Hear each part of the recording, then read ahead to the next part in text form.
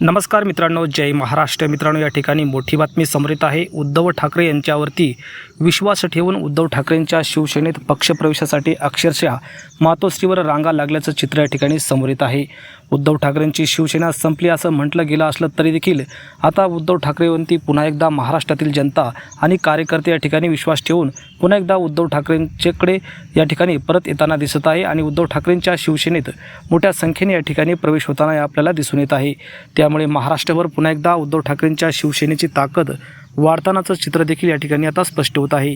मित्रांनो, मुंबईतून एक मोठी बातमी आणि आनंदाची बातमी उद्धव ठाकरेंच्या शिवसेनेसाठी या ठिकाणी समोर येत आहे.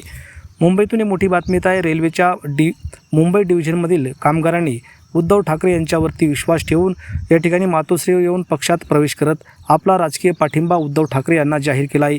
हा प्रवेश सोहळा शिवसेना भवन येथे पार पडला आहे. पक्षप्रमुख उद्धव ठाकरे यांनी नव्याने प्रवेश केलेल्या कामगारांचे स्वागत करत त्यांचा पक्षामध्ये सक्रिय सहभागाचे आवाहन केले आहे. यावेळी विनायक राऊत, मिलिंद नार्वेकर, दिवाकर देव, संजय दोशी तसेच इतर पदाधिकारी मोठ्या संख्येने या पक्षप्रवेशाच्या वेळी उपस्थित होते.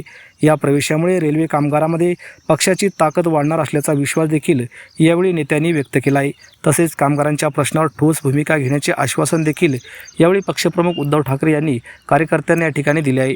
त्यामुळे हा मोठा पक्षप्रवेश उद्धव ठाकरेंच्या शिवसेनेला पुन्हा एकदा नवीन बळकटी देण्यासाठी नवसंजीवनी ठरणार असल्याचं देखील राजकीय विश्लेषकांचं मत आहे.